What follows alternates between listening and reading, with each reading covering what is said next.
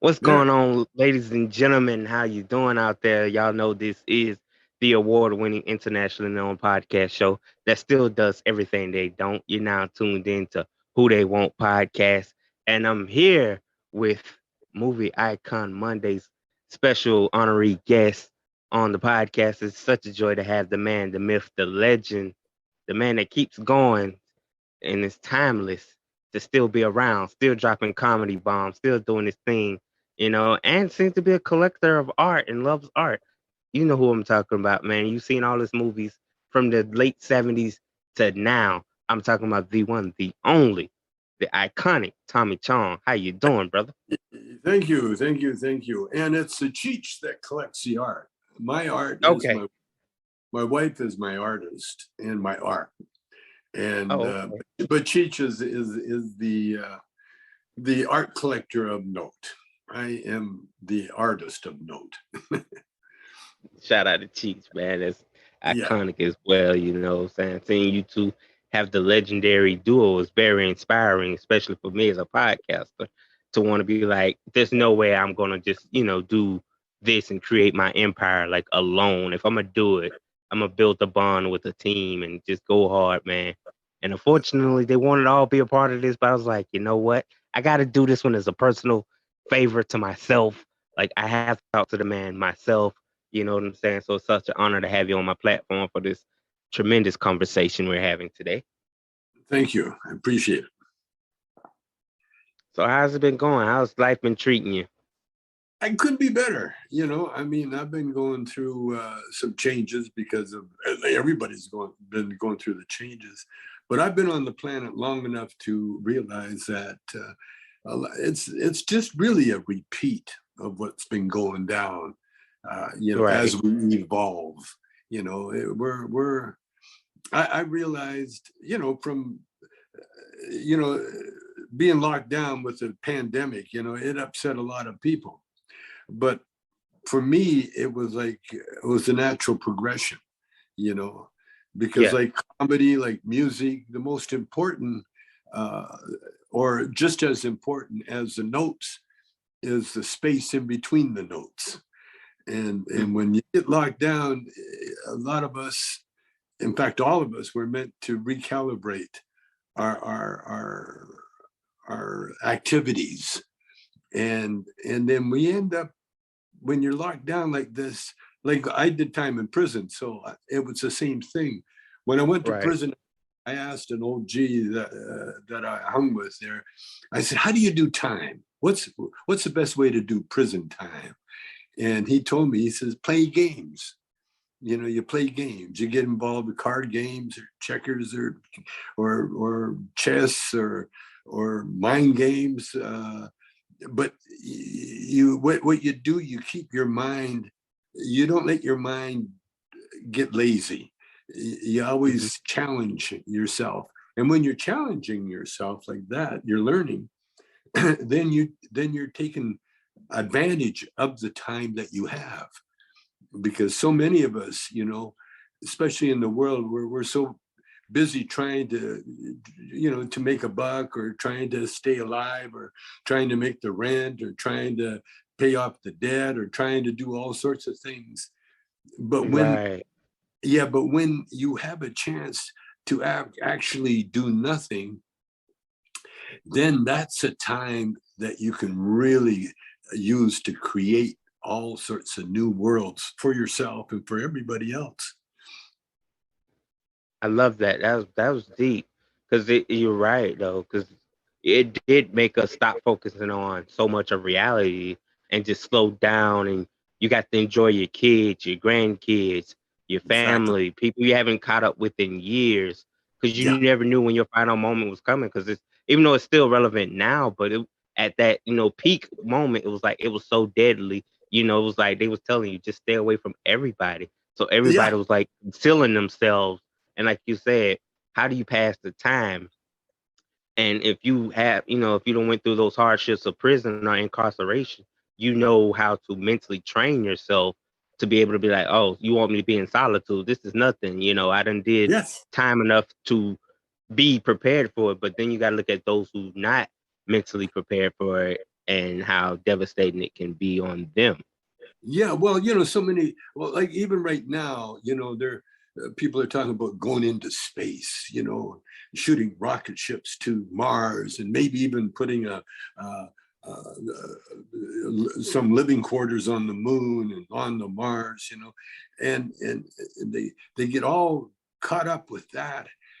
Well, you can do that and more without leaving your living room or your car or your seat or wherever you're sitting, because Right.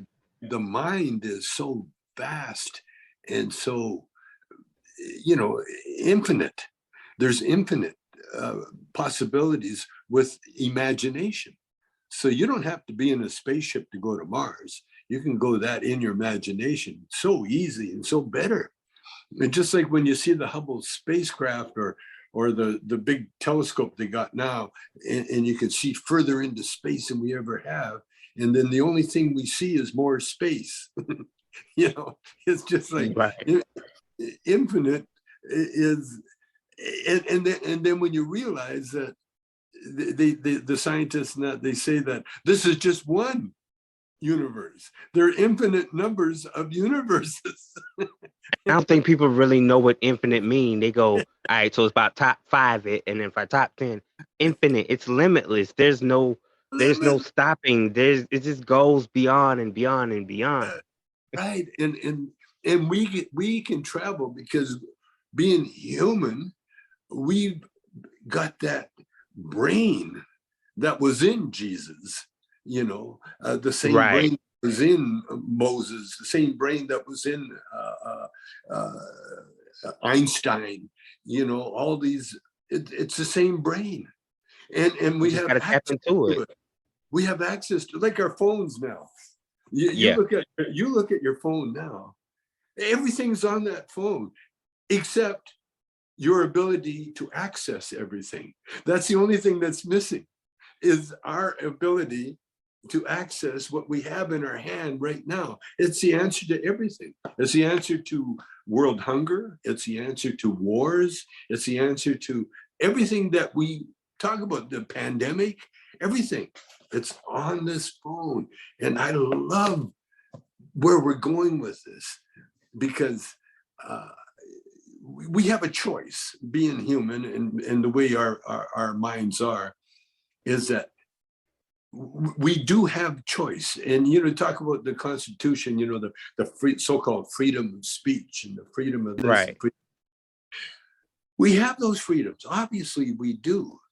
But just like if you think about the game of golf, what makes golf so incredible? What What would makes that be? the rules? Right? Yeah. It would The definitely rule, be that. the rules. Without the rules, the game is meaningless, totally meaningless. It has no, it doesn't make sense that you're going to hit a little ball and then walk, hundreds of yards and hit it.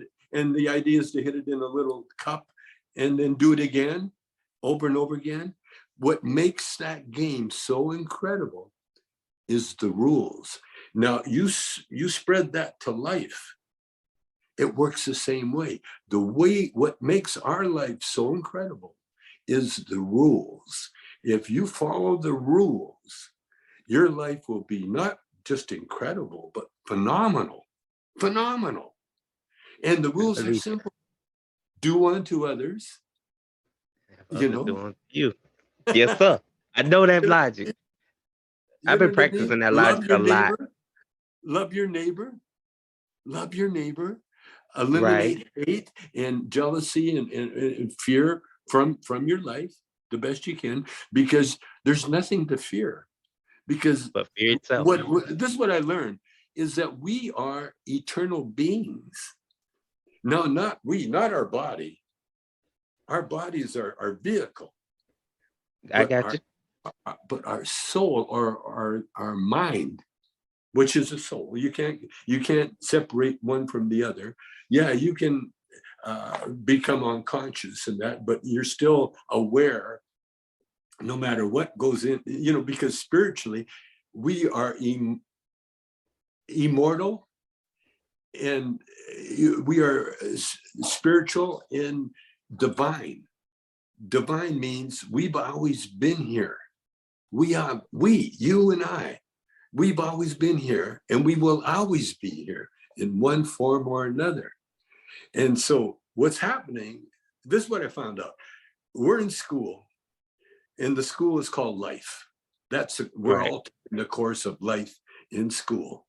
And each of us are separate because we're all individuals. So we're all taking a different course in the school of life. And what we're doing is we're evolving. We're becoming, like if you look at the trees, the forest, the biggest tree on earth is the sequoia, which they grow, there's General Sherman is like 4,000 years older than Christ. Hmm. He's 4,000 years old. He's enormous. You could drive 2 cars through the center of it. It's so wide and so big. That tree started as a little tiny seed. and it grew into this giant, and it's only here for a minute when you think of eternity, and then it'll start the same. It drops seeds. It starts, and that's our life, and that's what we are. We are these eternal creatures that are going through the universe, the eternity, in such a way that we evolve and we can enjoy every bit of our life as we evolve, even the rough parts of our life, the horrors, the tragedies, all that builds character.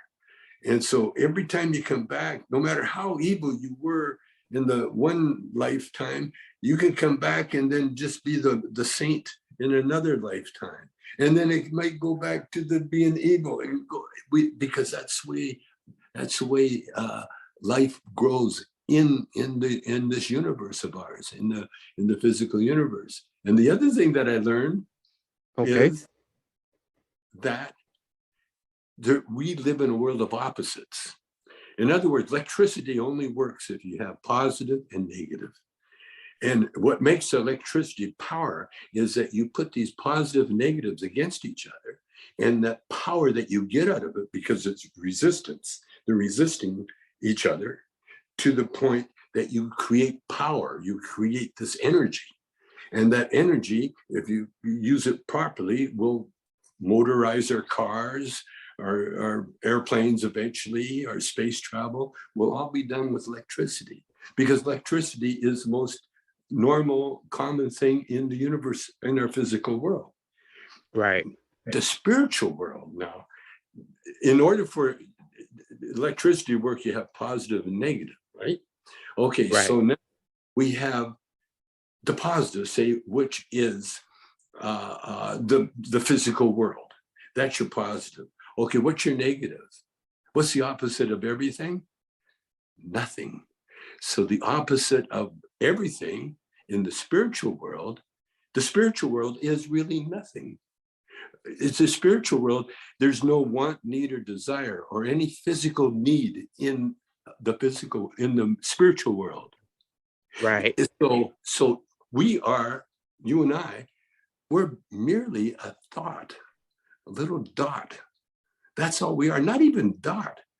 It's smaller than what's about angels dancing on the head of a pin. That's small, because the opposite of everything, like I say, is nothing. And so the spiritual world, which we go to when we die, our spirit goes back into the spiritual world, which is in Christian faith, and a lot of faiths, is called heaven.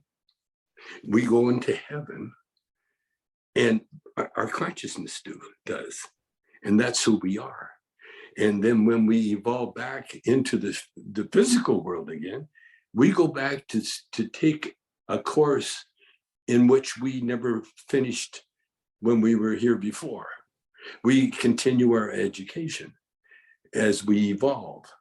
And so the people that say those, like Mozart, for instance, when he died, Mozart was reincarnated as some phenomenal musician, because he could play from the time he got out of the womb. The little fucker was playing Right. song, everything when he was 3 years old. And that's just one example. And so that's the way the human experience is that we're in school and we're always learning and we're always evolving. And when you think about opposites, that's why you have evil. That's why you have good. You can't have one without the other. In other words, you can't have good without bad. There's no way to do that. You can't have right without left. You can't have up without down. And that's what we do. And so when the spiritually evolved, know this, and now they try to teach it to people. That's why you look at the wise gurus of the world. They got one thing in common. You know what that is? I What call would it that be, sir? the cosmic giggle. Okay.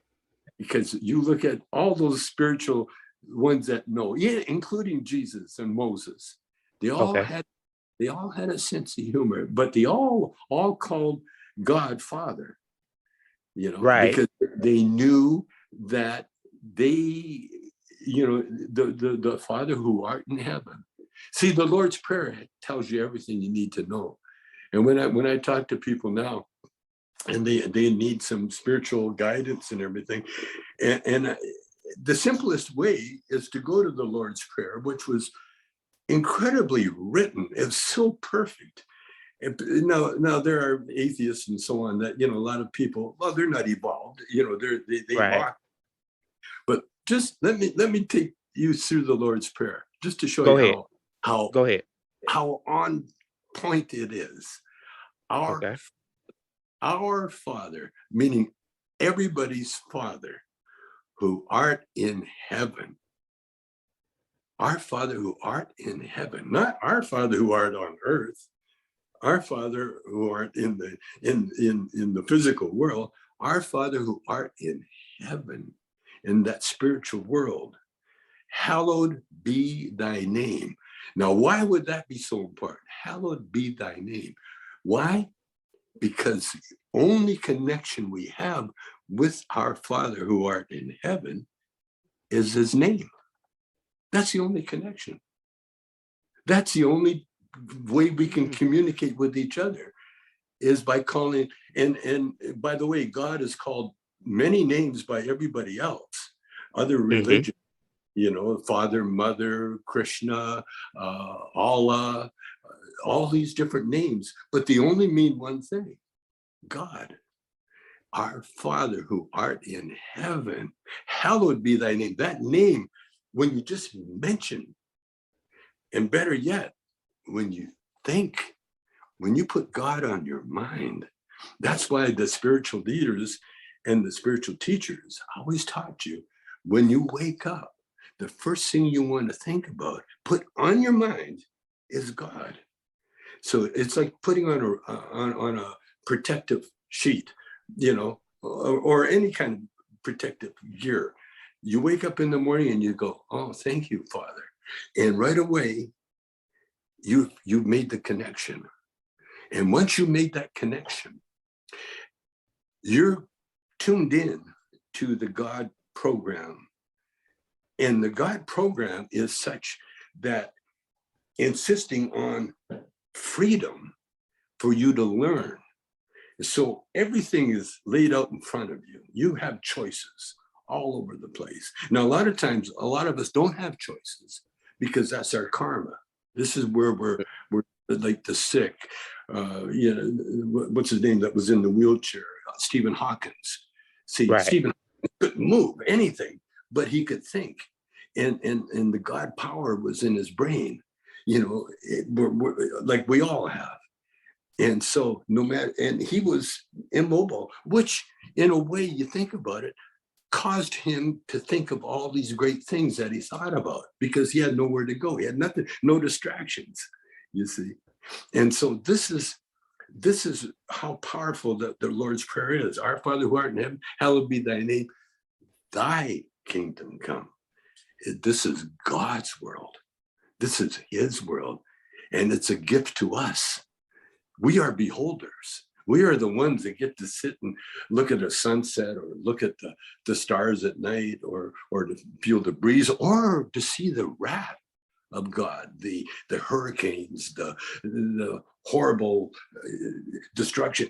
You know what killed me when I'm listening to, watching the news, about the war, and they're worried about their nuclear war is going to hit, the atomic bomb, and they say, what should we do? Kids hide under the desk and everything else.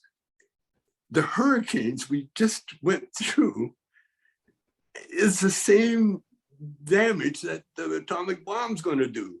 There's no difference except for radiation.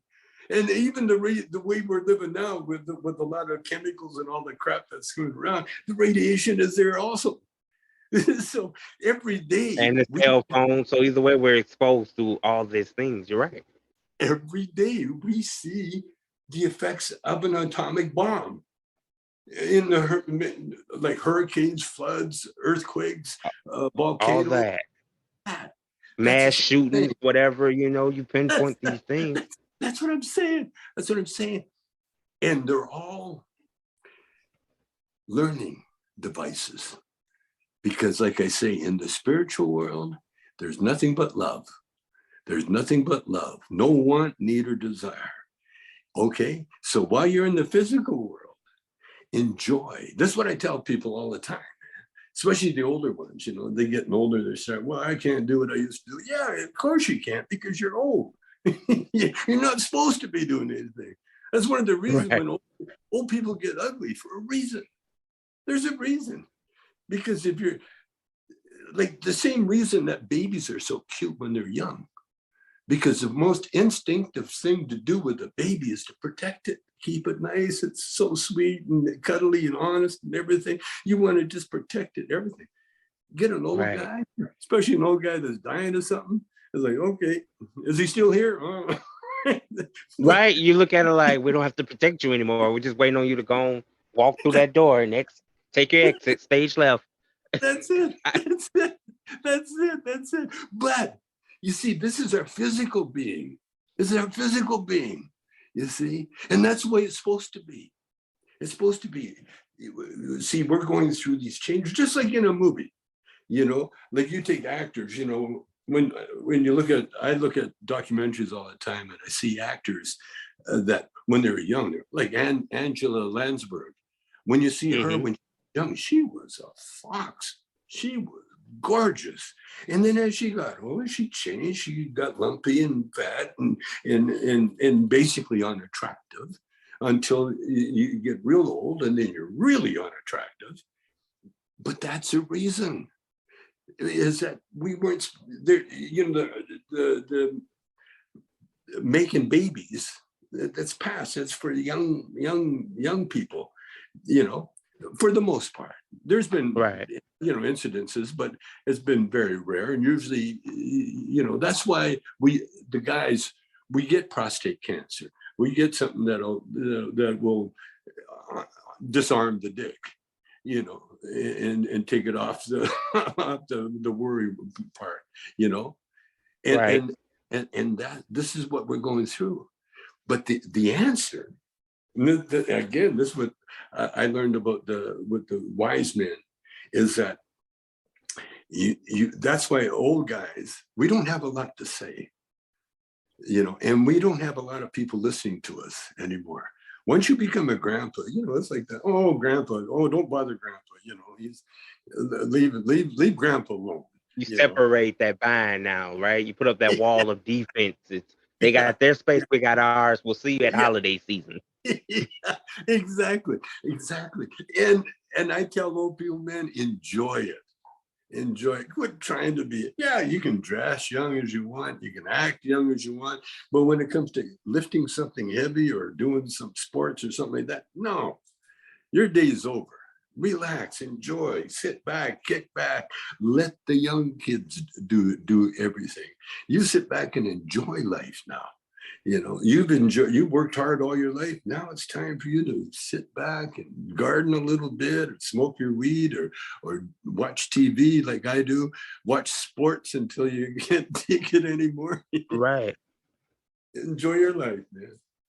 Yeah. And it's funny how this conversation is so comforting because I was in the shower this morning. For some reason, I was kind of into this country. I always set like a tone for like my showers for some reason now. So I'm like listening to country music, and one of my favorite songs is Toby Keith's "As Good as I Once Was." So everything you just said was correlating to like as you get older, you're not as good as you once was. But just know, if I felt up to it, there's gonna be a day I might still feel 23, but that's just in that moment. But I still got to realize you're not 23 anymore. This body don't move like it used to. These joints are like, nah, but this mind is still sharp as a tack. But the Yeah, body, it's like you said, it becomes all your power comes from all your brain. Like, I don't have to be the muscle now. I'm the brains of the operation. that's right. That's right. And you got different. I watch people like I go to a lot of art galleries and places like that, Right, and I just when I go to an art gallery, for instance, I'll walk around till I find a painting or a sculpture, something that really stops me, the vibration, and then I'll stay there the rest of the day. I won't move. I'll just sit there because I know from experience that life happens right where you are. Just like I used to be. My brother was a scuba diver, deep sea, with the mask and the snorkels and everything. And I would visit his house in Vancouver, and I would put on all the gear, and then I'd just go down 12 feet and sit there. I put a rock on my lap and just sit there with the tank and the breathing apparatus, and I would right. become one. I would become one with the ocean. And next thing I know, I got fish coming up and crabs, and you see all the things that come out of they're invisible until you become part of the ocean. And then all of a sudden the ocean comes alive. And you don't have to go anywhere. You can sit there. And that's what I used to do. And it used to bug my brother because he was a little worried, I'm down there not moving, just, am I I was okay? camouflaged. I know what I'm doing. So he would dive down and look at my mask, and I'd give him the okay sign, then he'd fine, you leave me alone. But I learned, and again, it was my, thank God for my Sunday school upbringing, because for some reason, when I went to Sunday school, because it was the only reason we had to dress up, we were that poor. We were like living on a reservation. We were that poor, and Okay. outdoor plumbing, and we had to pump our water from a well down the street, about a half a mile away, and carry the water to the house, and we really lived in a very. There was no toy stores anywhere. There was no stores anywhere, and and so I learned, really young, to make do with what I had, and what I had was incredible, and we had winters too, like it was in Calgary. So I went through a lot of winters, and a lot of people think, you get snowbound and it's deadly. The It's end of the not. world. It's Judgment Day. You Yeah, snowed in. yeah, the car is stuck. What are we going to do? Just sit and enjoy your ass. Sit and enjoy the fire, or get Right? something All cooking, these man. things are part of nature's balanced way of saying. This is our way of saying slow down. Enjoy the scenery. Enjoy bonding. Feel the warmth for a change. Sip some cocoa, coffee, whatever's your preference. But That's it's what I'm all saying. a meaning behind it. I always feel like life's lessons are like nature gives you the biggest lessons because it's going to tell you when it's time to act and when it's time to just sit still. Yeah. Well, yeah. And now, if you take this philosophy and you enlarge it and you look at around, then you see why these people, uh, you know, the people on Earth, they go through all these changes. Like this racial thing that's going on now. Okay. It's going on. It's always been happening. And will always be happening. This is the world we live in. We live in a world like this here. You know, You you got, just said it in earlier in the conversation. It's the positive negative effect. You know, that's for every good, there's going to be some bad to censor that's it off. It's part of the synergy system. that's right. And what you do, if there again, you follow the rules, okay? You follow the rules. You keep your mind on God, and miracles happen. Now, they tell you that a million times, all the hymns and the religious books and the spiritual books and the gurus, everybody, they will tell you the same thing. That's what meditation really is. Meditation really is trying to keep the mind on God. You know, that's all. That's all it is. That's all meditation is. And when Jesus went up to the mountaintop and he fasted for 30 days all the time. Why? Because being pure, you know, puts you closer to the spiritual world where you don't need food, you don't need water, you don't need anything, because Mm. everything you have, everything God has, you have. Now you have it. And that's why a lot of spiritual guys like myself, I'm a little bit too blabbery, you know, too loud, because I've just discovered these things. You know, a lot of people Right. grew up with them, but when you discover it like I discovered, and because I'm in both worlds. See, I'm in the music world and in the comedy world. I'm in that. I'm not just in the spiritual world. I'm a comedian and I use it too sometimes, man. I did a gig at Skirball. It's a Jewish community center, and what they Hmm. did, they honored me with a lifetime achievement award. That's a Oh, cheap. that's big. Well, no, that's a cheap ass way of getting a comic to do his act without paying him. We're gonna right. You get a plaque, you get a plaque, and then a meal maybe, and then they Here's your want you. payment. Yeah, Be but like, what? hey, what a check at? Nah. You got the plaque. You got a free meal. That was we took that out of your check. Yeah. So what I did, I thought, you know, driving there, you know, I got an act. I could have done an act. You know, I had a bunch of acts by then, and I thought I'm going to take him on a little spiritual journey. And my wife had invited her friends, a couple of our friends, you know, I say hers, but Okay. they're our friends. And they're sitting there and they're waiting for me to do my act, you know, to do the comedy. Instead, I take them on, like I did with, like what we're talking now. I took them on a spiritual journey. And I said, the most amazing thing, one of the reasons the Jews are so hated by everybody was that they were the first tribe to come out and say that God is spirit. See, before the Jews, the Romans were worshiping Baal and all these, and the Greeks were worshiping Hercules and all these different, and the Right. natives were killing people, sacrificing for different things. But it was the Jews that said, God is spirit. God is spirit. And God is immortal. God, there's always been a God, and we're part of God, and therefore, and the Jews come up with the rules that I'm talking about, the Ten Right. Commandments. The Ten Commandments. You follow the Ten Commandments, you can't go wrong. Period. And not only that, if you follow the Ten Commandments with your personal life, you will find happiness beyond imagination, that much happiness. And it's not hard, because there's just two things in the forgiveness. Forgive them, Father, for they know not what they do. Forgiveness and judging not. See, people, they think, oh, you shouldn't judge people. In other words, if they're doing something, you shouldn't just, you know, you don't judge. Right. And it's so true too, because when you do judge yourself, usually people are the hardest judges of themselves. And that's why a lot of people, they can't get out of their house, because they're so judgmental about themselves. Like a lot of people talk about going on stage and it's like, oh, that's the worst thing that could ever happen.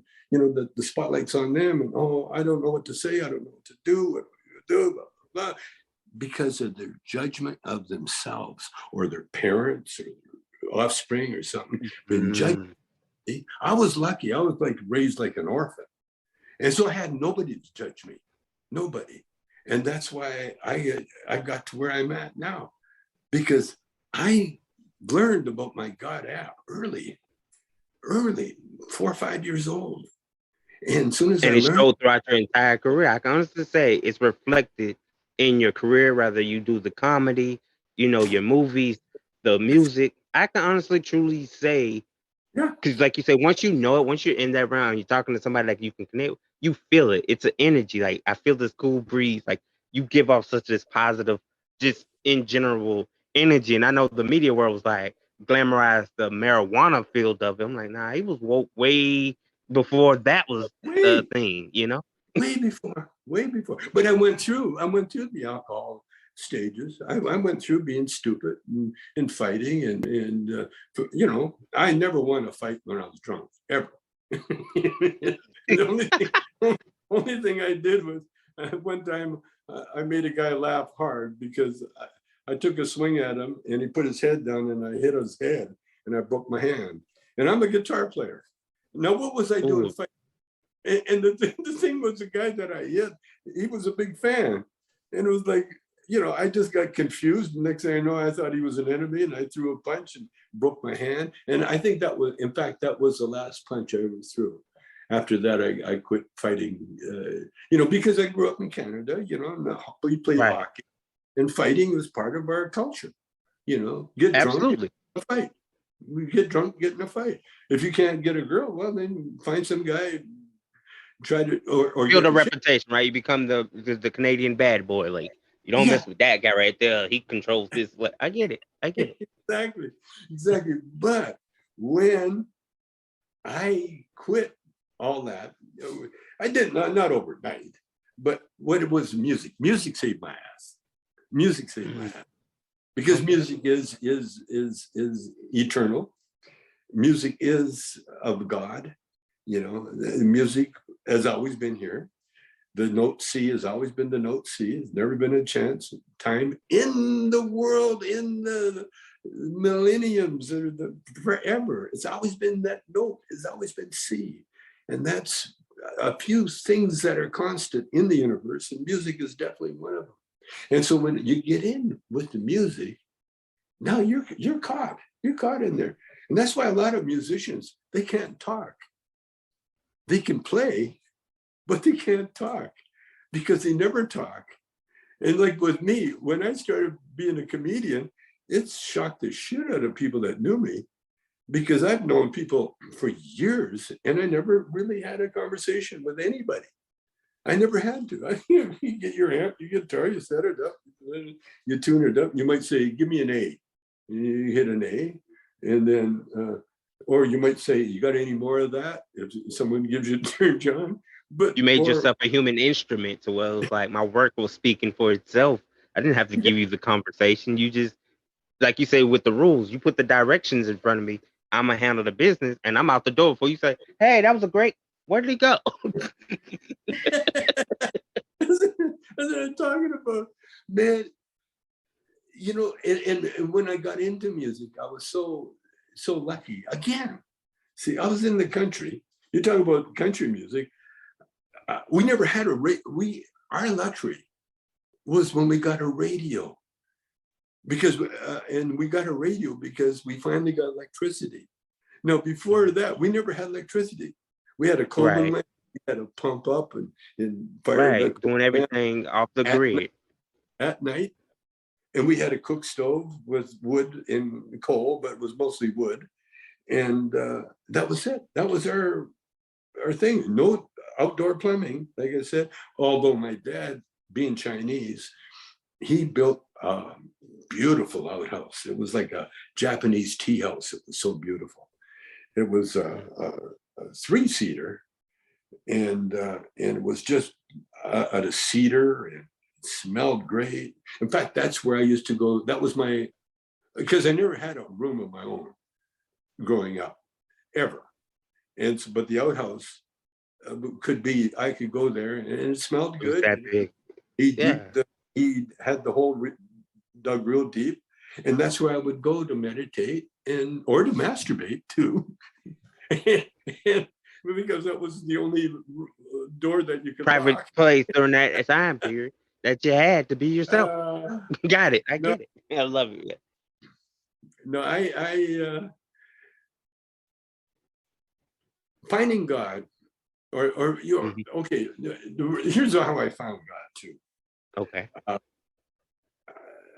Like I said, when we were kids, the only time you dressed up, and my mother made us go to Sunday school. And so you had to wear a nice shirt. You got to put shoes on and dress up and go to Sunday school. Let's go. My mother made us go. And I loved it. I loved the Sunday school because the class for kids was so small that I ended up helping the teacher. When the teacher never showed up, I would take the class and kind of read or something from one of the nice Sunday book stories. But I went to Bible camp, and that's where I learned how to pray. Now, you learn how to pray, and there's a lot of very wealthy, successful ministers that make a living praying, and they'll attest to the value of that knowledge, because your wealth will increase. It has to. It absolutely has to. Why? Because you're dealing with the power of the universe. See, here's the power of the reason we're here is to observe the wonders of God. Because, like, say a painting, like Van Gogh or something. Remember Van Gogh? He'd paint. Who was he painting for, really?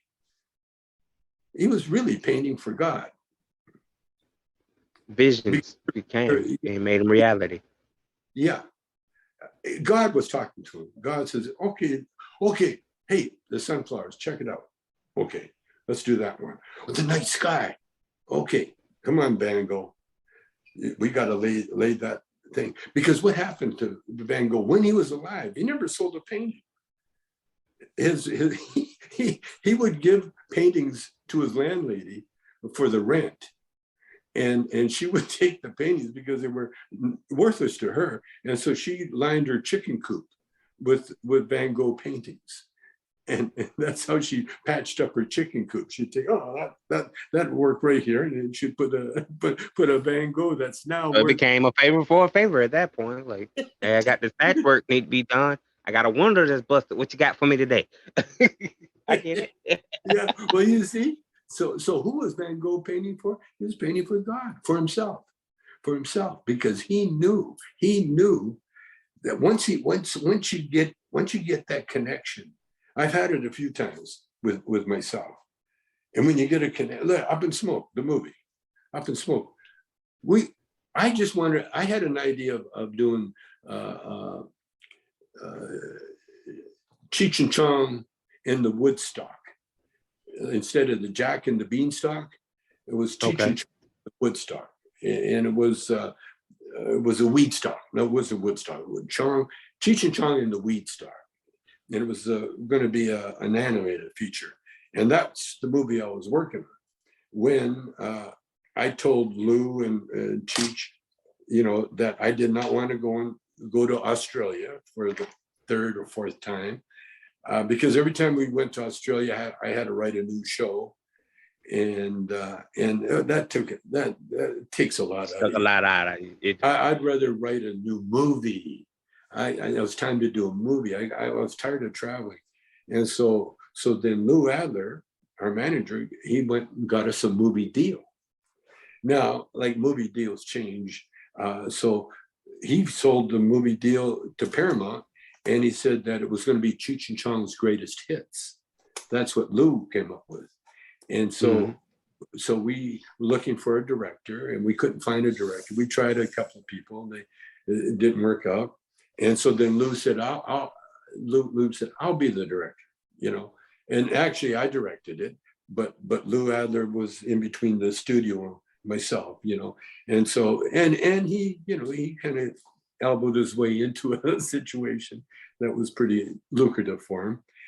Anyway, halfway, when we decided Lou was going to be the director, I went home and wrote a song. And the song was Up in Smoke. And I took it the next day and played it and sang it for Cheech and Lou. And Cheech says, that's the name of the movie, Up in Smoke. And then once we had the name of the movie, now we got the movie, Up in Smoke. It's all about pot. And so then I went ahead and I wrote about, because Cheech and I, you know, we did about 10 albums by then, you know, so writing to us was like, you know, it was easier. Natural. It was naturally done. Yeah. It was easier than taking a dump because we've done both, and the writing came out faster. but what I'm saying, so we did Up in Smoke, and again, it was all my connection.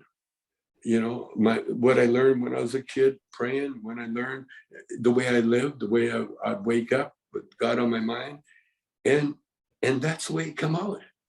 And that my whole life has come out like that, you know. Like I was married to this gorgeous Black lady I met when she was 14. She was the daughter of the piano player we were putting a band together. And you know, she was the sister of the piano player. And so we met, and we were like childhood sweethearts. But she was 14, and then she had to grow up on her own kind of thing. I went off. I did everything, but we always knew we were going to get married, you know. And eventually, at first, we broke up, and she had another boyfriend or boyfriends, and I was looking for a wife at the time, and I got involved with another lady, and she got pregnant. We only made love one time, and I got a daughter out of that one. And so when my first wife said, "Okay, let's get married," because I'd been on the road in between since then. But anyway, I again, everything was serendipity. You know, it was just things happen as they're supposed to happen. And so Ray Dawn, my daughter, came out of the first marriage, you know, because my wife ended up adopting her, my first wife. And then I had Robbie, Robbie became a beautiful French fashion model. Ray Dawn became Ray Dawn Chong, you know, the actress. And then I met my soulmate, who was also very young when I met her. She was 16, I was married. And we were just friends. That's why we were still together today. Because you can't break up with a friend. You know, you can break up with a lover, you can't break up with a friend. And we were just friends until we took acid together. And then once we took acid together, we made love. She got pregnant, and now I got a daughter named Precious. And now Shelby and I have been together for around 50 some odd years now. And my first wife, Maxine, lives out here. We're very close, very tight. And Floyd, by the way, her brother, younger brother, who I ended up using in my band, he became the drummer for the Three Dog Night. And so Floyd. So we're royalty. We're all connected in there. And we're still like that. That great circle of life. Everybody has a link now. Everybody's linked in and part of this unity. And then, like you say, have a great friendship. You had your history with certain people. It went, you produced something even great behind that. And it's like, hey, who's tripping over that? You know, it's life now. Yeah. Yeah. And the thing is, you follow at least what I did, you know, I because like I'm so connected to the spiritual world that nothing goes by. And there's so much that you don't have to do, you know. And the greatest thing about, I noticed myself, I've got that wrinkles. I got a ton of wrinkles. I'm 84. And so I look in the mirror, and, you know, I've been looking in that mirror all my life. And I've seen the changes, you know. But the thing I like about, because I started drawing little caricatures of myself, and then a lot of fans, they asked me for the little drawings. And so I've been practicing drawing my face. And when you draw your face, you have to study it. And I'm looking at all these lines and that. But the great thing about the lines is that they're all laugh lines. They're all from smiling. And that's the Right, best. happiness. You can tell it's not stress line. I can see you're a beautiful human being, and it shows that how gracious and merciful God has been over the years on you. To, you know, like you said, 84 is a blessing to still be here, be active, and you got so much profound wisdom. And I'm just enjoying this conversation I'm because it's glad. easy to highlight, you know, the iconic level of the career, but you're also mentioning it in your storytelling. But I like focusing on the you now, like the whole concept of moving in life, because like entertainment, that's everywhere. It's in the media, it's everywhere. We can Google you, we can find, if you know, I know the history. You're like one of my favorite people, just learning the culture and what you stand for. Well, if you follow those, you know, all the commandments, you can't go wrong. Not only can't Absolutely go wrong, not. it can go so right. I mean, it's mind-boggling. But the main thing for personal joy, if nothing else, because the saddest thing I saw on TV was the fathers of the kids that were massacred, and Alex Jones was so ignorant that he said it was all a hoax, and he for money, you know, he did it for Right. money, and he sold everybody a bill of goods, you know, much like Trump, you know, and but I, you know, when I get on these talk shows like this one here, you know, and people think, okay, what should be their punishment, or what should happen to them? And the thing is, it's not up to us. Now, if you think like God or Jesus, what you want to do, first thing you want to do is forgive them. Forgive them, Jesus. Forgive them, Lord, for they know not what they do. And the second thing you want to do, or at the same time, is also judge not. Judge not. Because judge righteous judgment.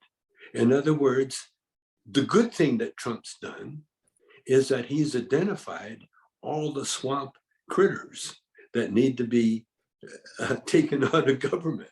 He's identified them all. And now Right. we got an election coming up that's going to take care of that. And without doubt, they're gone. You can see the way the you know the polls aren't reflected. All the polls are doing now, between you and I, is egging the Democrats, reminding them that in order to change, you have to vote. You have to vote. So there's going to be a turnout that is going to boggle the mind, because they're acting like it's a neck and neck race. In reality, it's going to be a landslide. But if we were to not, you know, to say that, then you would get a small percentage the people that were too lazy, you know, just don't care, and Right. then we would lose the moment. But right now we got a moment now that will never happen again in our lifetime. It'll never happen again. You'll never get another Trump on the ballot again, ever, ever. He was an anomaly, and he was there for a reason. And I realized that at first I gave the FBI credit. I thought, oh, because when Trump started going after Barack Obama, you know, I wondered, wow, this is weird. You know, this guy is so racist, and we got a black president, and why isn't he doing the thing? Well, you can't fight ignorance. You can only identify it and then try to educate. But again, see, you can't fight when someone's stupid. You know, well, Right. like people on the train tracks and the trains come. And the guy can't make up his mind what to do. You know, and that train He goes can sit there, right? He's gonna sit there in the middle, like it's blowing his horn. It's already signaling to give you every sign. Move. yeah, I'm not stopping. I'm just gonna go, and you're gonna be splat. And yeah, then you only have a split microsecond to decide if you're gonna flip over or you're just gonna become breaking news. So and so done commit suicide. yeah, exactly, exactly. So what's happening now? See, the universe is being perfect. The shutdown, the pandemic, for instance, it's the earth telling God, telling the humans, uh, when I tell you to stop doing shit, I mean stop doing shit. I'm frustrated. I'm doing enough. That's this is my way of saying chill out, bro. Just chill. Okay, because if you read the Bible, you know when the pandemic hit, the same time as Passover. You know what It's been Passover here. was? Yeah, Passover is we're celebrating the plague that was hitting everybody, killing all the Jewish kids or whatever. And if you put a mark of God on your door, the angel of death would pass over. That's Right. what Passover was. And so here we are sitting in a pandemic, same thing. But only difference was is that the jets stopped flying, the people stopped driving, people start traveling, the oil, the oil, wanting oil, the need for oil went down to the point where it disappeared. Oil, you couldn't sell It made the crude. people stop working and they wasn't Yeah, it being was, able to drill it up. and so the oil companies, they all panicked, and then they got together and they said, look, we got to start a war, because see, wars are the ones that drive oil prices up. You see, and because you need the reserve to fight the war machine. But now we're going so electric. Eventually, we won't need oil to fight anything, because there's nothing left to fight. By the way, We done there's no wiped reason. everything out. Right. There's no reason to fight. And when you look at what's going on in the Ukraine, you know what I look at it? It's like they're clearing away the old communist built buildings, and infrastructure and that. So when they rebuild everything, it's going to be modernized to the point where you don't need oil, you don't need hydro, you got solar, and you got wind, and you got electric vehicles, and then you're going to have individual. And then I watched on TV, they come up with a house that is totally green, and self-sufficient.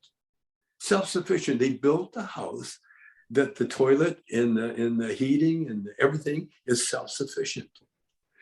And it's like the electric car. I tried to make an electric car before they had electric cars. In fact, I still got one in the shop, and we used real batteries. I had a guy that was doing it. He had made electric cars, and he was driving one way before anybody else was. And then, so I tried to get one, and then here comes Toyota, and then here comes, and now Tesla. And I got one of the first Teslas, But we're coming into an age of enlightenment that will last for many, many, many, many years. I've even got a plan how to help the homeless. Okay. It's crazy. You want to hear it?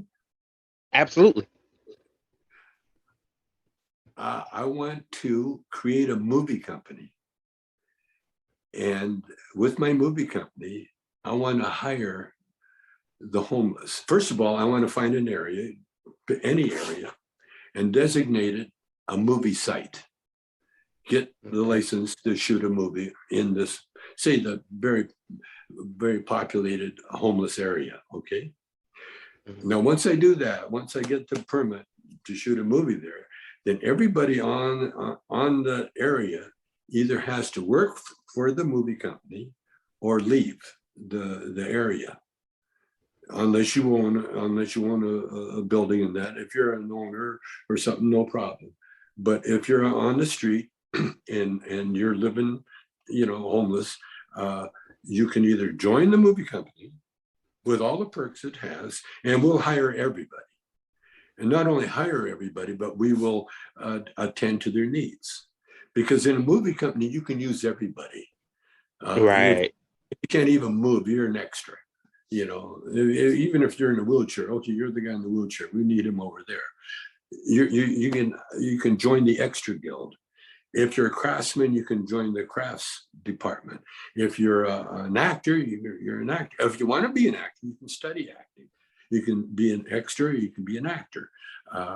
You can be an executive if you have the skills to be an executive. Then boom, yeah, we can use you in the front office. Whatever skills you got, a movie company can use. Now, the plus behind the movie company is, first of all, you got to know who's your employees.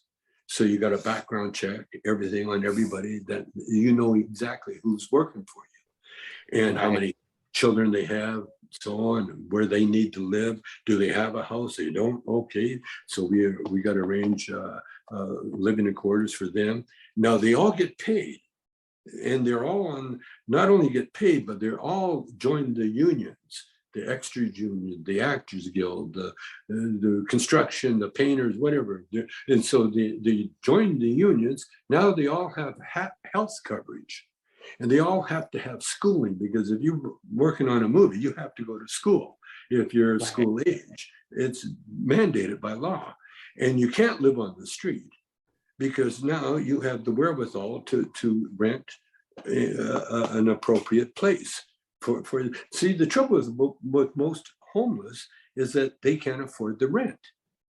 That's it, period. They can't afford the rent. And there's no income coming in, you see. So you can't help them one time and expect miracles, And so what you have to do with these people is find employment for them. Now, you don't want to be a communist country and the government will take care of everything for you. No, you don't want to stay capitalist.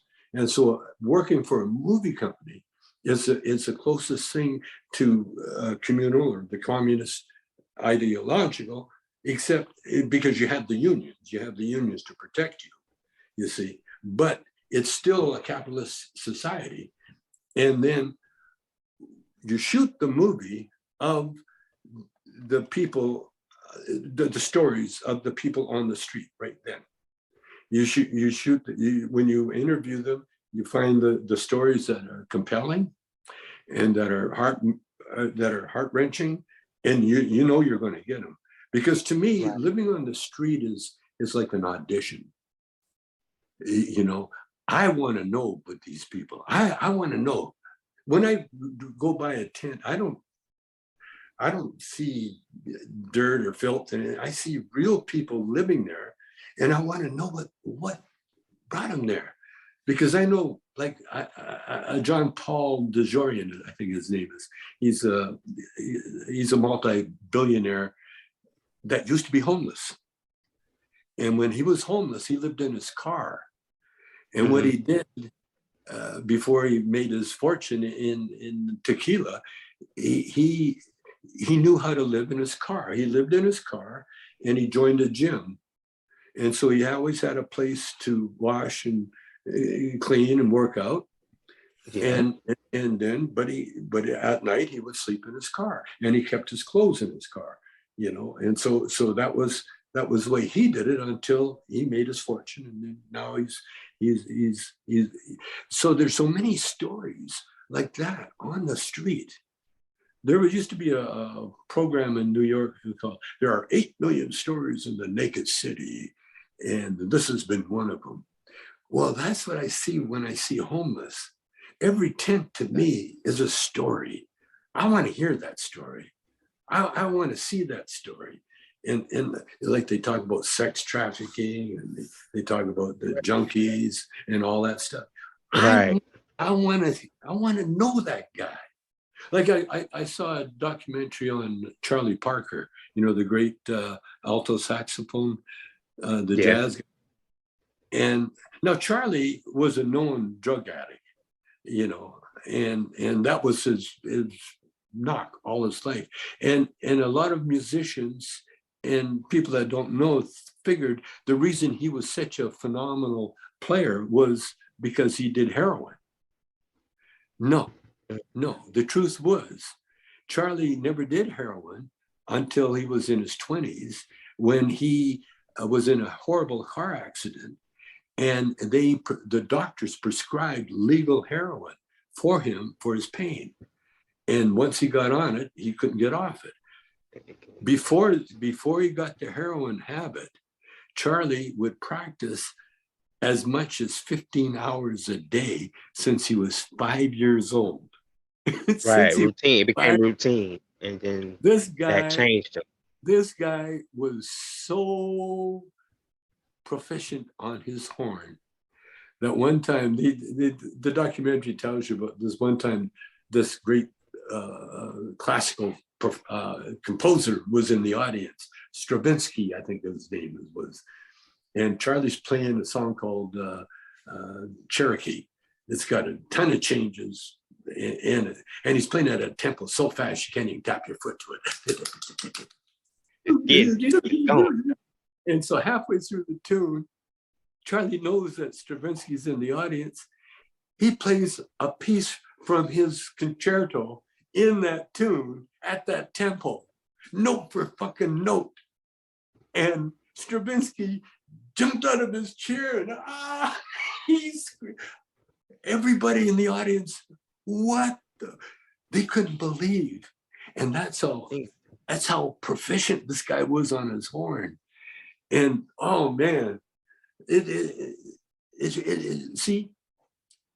the human, we're instruments, and the more we practice whatever that concerns us.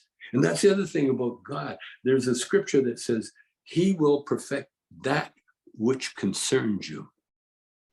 And no matter what it is, now it could be bank robbery, but if you do it with God, whatever your gift of gab is that I put in you when I created you, I'm gonna critique it as it go. I get it. You know what I'm saying? Yeah. He will perfect that which concerns you. And if you look at the history of people all the time, and being honest, by the way, and being honest with yourself, that more problems occur because we lie to ourselves. And because we're weak, we will accept those lies because it's easier. It's easier. And we're always looking for the easy way. Right. And that's why so many of us, we just kind of drift through life. Of course, it's our karma. And we don't feel a whole lot, because we're sort of going which way the wind blows, you see. But that's good too, because we need an audience. We all can't be great. We all can't be the comedian. I was watching another show about the stand-up comedy, and it was really interesting because they had all the different comics on it, and Jerry Seinfeld and Chris Rock and all these people talking about stand-up, and their theory, and it's incredible, because they all come from a different background, with one common goal, like they met in the middle. Yeah, well, that's what happened when Cheech and I broke up. I was devastated for a while, maybe a month or so. And then I broke out of it. I went to a comedy club, and Dennis Miller from Saturday Night Live was playing. And because I was Chong at Cheech and Chong, I had, celebrity status. And so I met Dennis, and we had a little chat. And Dennis said something to me. I hadn't worked for years. I'd just been finished doing all the Cheech and Chong movies. And Dennis said, he said, "Do you still get nervous before you go on stage?" And when he said that, it was like, oh, I got to go on stage. I want to get nervous. I want to have that feeling. And so I think the next week I went back to back to LA, and signed up to do my first 5-minute bit on a comedy club.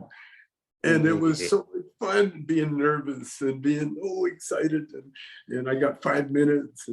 And you know when I went on? It was weird. The night after Rodney King got his ass whipped. Oh, wow. Wow. Right. But it was that moment, right? It was a purpose. It was walking into your purpose. 5 minutes to go on after something devastating. I had to do a bit, and I had to mention it. And so part of my bit was that, mothers are weird, man. If their kids on TV, it doesn't matter why they're on TV. They got to tell all their friends, did you see my son? The cop, he was the guy that was beating him. Yeah, that's my son. That's my boy. Yeah, right. Oh, that's priceless comedy. But you know what? After I did the bit, the heckler said, not a heckler, but a guy in the audience said, he goes, "Where's Cheech?" And then it hits you again. Hey, I ain't come here for that. Oh, I love it. I loved it, man. No, that's what I found out. That's when then God told me. God says, "Hey, man, there's a reason. You're free, dude. You can go be a comedian." Before that, I was tied to Cheech. So for so long, yeah, I get it. Yeah, No, yeah. it's respect. It wasn't like we hated each other. We just bland. It was just that moment. The seasons change, and I had to follow my next direction. I just watched Nash Bridges on TV. I watch every chance I get because I never really followed Cheech's career after we broke up because I was busy with my own. But now I watch Nash Bridges every chance I get because he's kind of he never went comedy. He went more acting. He went. He did what you did. He did. Yeah. He did that, and I went totally comedy. I went right into the comedy, and so I watch him all the time because now we're partners in our cruise chews, our gummies and all that shit, our weed partnerships, and so we see each other a lot, but Cheech, you can tell people by what they watch, and so Cheech, what are you watching? And he's watching cop shows. He likes all the cop shows, and because his dad was a cop, and then he played Nash Bridges as a cop. And I watched an episode of him in Dawn. They're in a nightclub, and there's drug dealing going on. A guy grabs a woman hostage, and Cheech is there, and he shoots somebody, and it was like, woo! It was like, because I had they offered me the Nash Bridges at the same time they offered Cheech.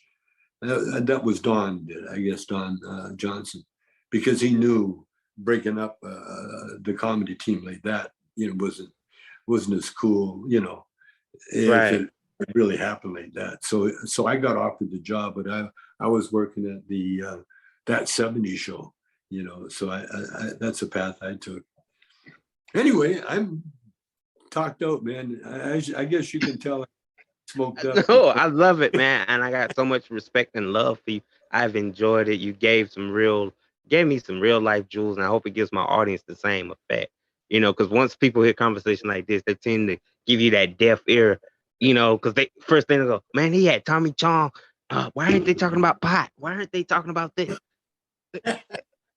We know that's his essential known, but he's a human being at the end of the day. What you may see on camera may not be me when I'm off the camera. Like, I've learned that in podcasts. That's why I was like, I'm do real talk with real people. So when I meet people, I'm like, I take the family approach. Like, we family. Like, this is like talking to that uncle that you ain't seen in a year, and we having a family reunion to me. Yeah. That's what I feel too. That's what I love about not having to do big concerts. Cheech and I, we were on MTV, the MTV Awards. We gave an award to the Chili Peppers, and we're in front of like thousands and thousands of people. But you look out and you go, oh shit. I'm glad I don't have to try to entertain these guys. Because right, there go that nervousness she was talking about. It hit you quick. I'd rather do what we're doing, man. You know, sitting in my house talking. Now, I don't know how many viewers you got, but I know that for a fact, we did one TikTok thing and we got something like 36 million hits on one. I said, whoa, that's a lot of people. And Yeah, what I'm doing now is we're getting ready, like I said, about the movie company, to help the homeless and also to help the Afghan and by the way, the Haiti, all the problems that are going on in Haiti. I got a movie idea where we form a movie company that's militant, because every movie company you need your police force. You yeah, need someone you do. there to direct traffic or to to make sure that people don't steal shit on the set, all that stuff. You need your own police force. Well, I see problems like in Haiti and that what happens is that it's a lack of authority. You don't have anybody there that's policing anybody else, and so it's like a Right. free fall. So you get the strongest gangs, different gang segments. Everybody tribes up in order to protect their own family. You tribe up, and that's what they did over there, because Haiti is thanks to the slave trade, we ended up with the Haitians and that whole area, and Right. that's like the dredges of the slave trade ended up all through the islands and in the South America and that, and that shit is still going on. And so I envision you got to have some kind of force, but you have to. It can't be mercenary. It can't be like a government. No, So don't that come in with that tyrant dictatorship type of yeah, vibe. No. yeah, because that's the authoritarian thing, and it's all about taking wealth Hmm. or from You anybody and class selling it to everything someone and then else. you drive not. Yeah, you're right. So what I'm saying about a movie company, when you come in there with a movie company, you identify everybody in the company itself, and then you set the rules. In order to be in the movie company, you have to do this, and this. You have to be straight, and you can't be the least bit crooked. You can't use that energy. And there are, by the way, there are jobs for thieves and the criminals. You know what those jobs are? What's that? Law enforcement. Lawyers, right? Yeah, Hmm. yeah. Law enforcement. Law Right. Turn enforcement. transform them. Y'all want to do all this stuff? Let's suit you up. Let's train Okay, you and then make you that's become now. But then you educate them, right? Which yeah, switches the narrative from all the negative energy, and they go, now I uphold the law. What are they gonna do now that you done yeah. switched them? They're gonna look at the next people that was doing what they used to do, and then they're gonna be like, hold on, don't do that. I know what that role's gonna lead you. That's right, and it's It territorial. changes. It's territorial, and what you do, you pick. This is what I say when Haiti. So what I envision is getting someone like a Sean Penn and them, someone that understands the human nature and also understands the need of the people. You know, Okay. uh, because basically the need is someone that will follow the rules and make everybody else follow the rules. Like a traffic cop. If everybody's going willy nilly, it doesn't The work. enforcer type. You need Yeah, the enforcer but type. you keep everything flowing in a certain direction and flowing in another direction, and then you have order, and you stop and say, okay, it's your turn to move, and so on. That's what I'm talking about. What is needed, because all those countries that are in problem, that have problems, the problem usually is oil and greed Yeah. of the people, the masters that want to come in there and control the people, you know, and and own the mineral rights and all that's under the earth, you see.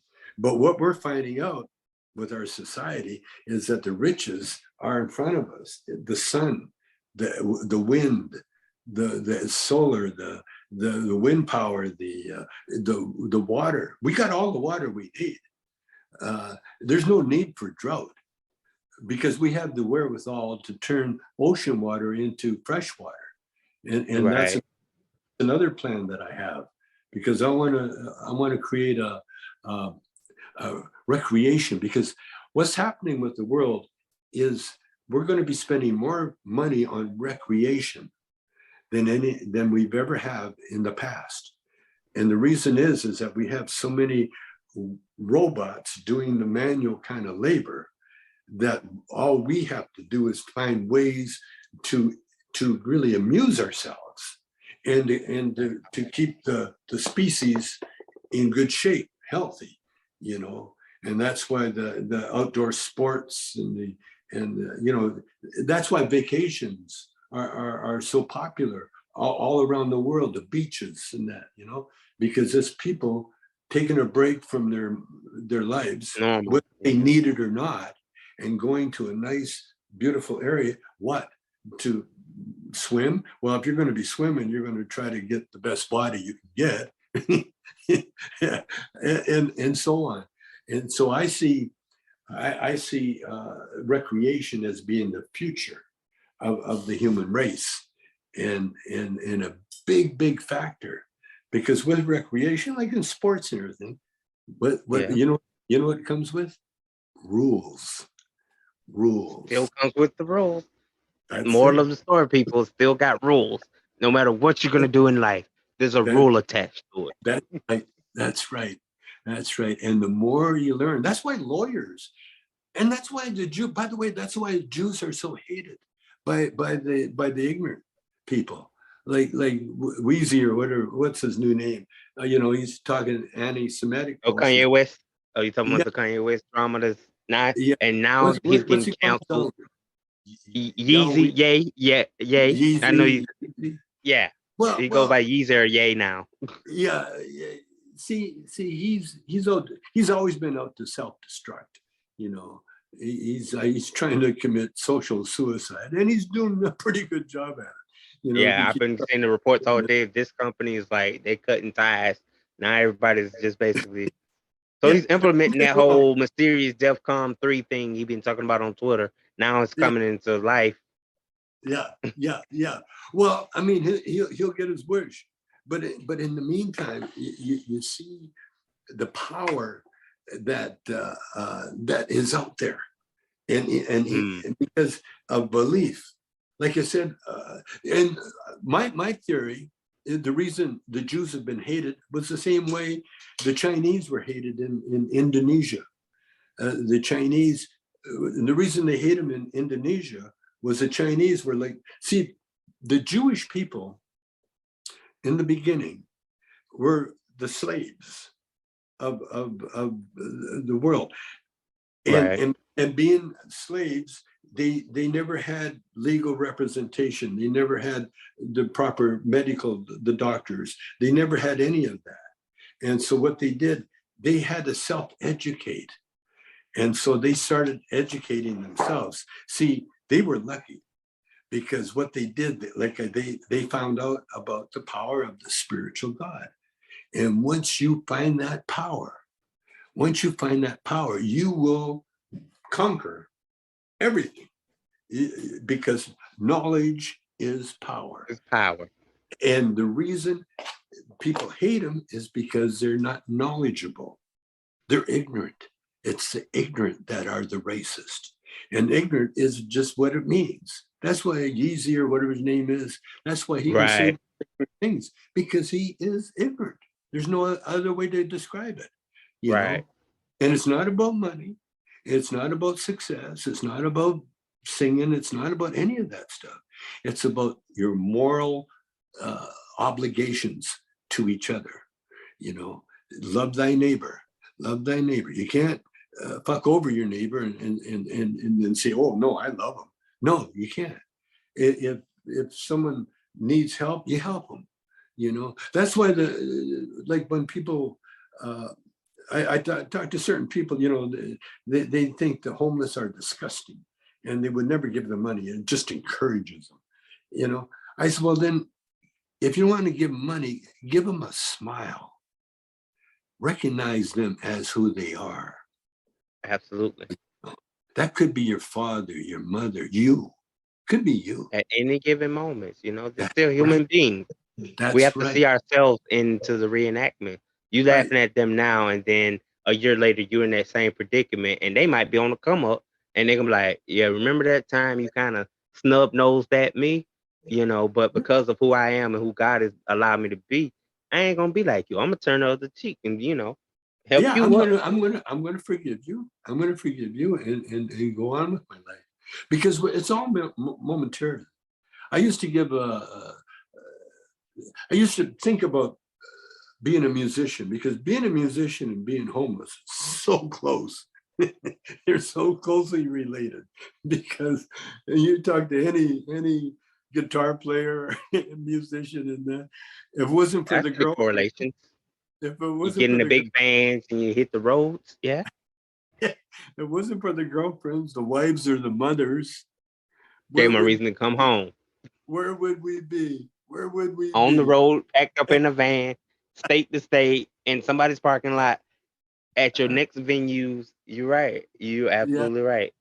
yeah, and that's what one thing musicians learn. We learn how to be very grateful because you never know when you're going to be having to sleep on someone's couch or in someone's garage or someone's car or something.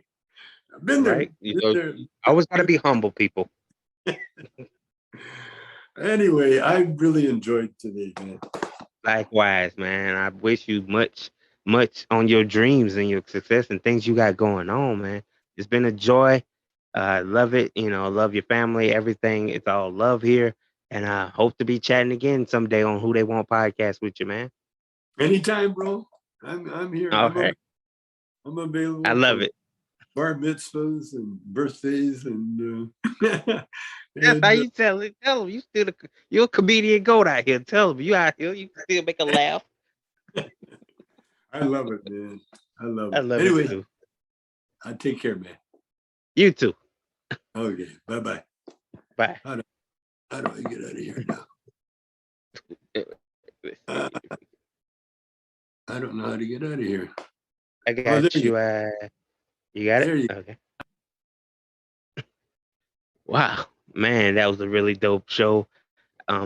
This episode will be available on all your podcast channels.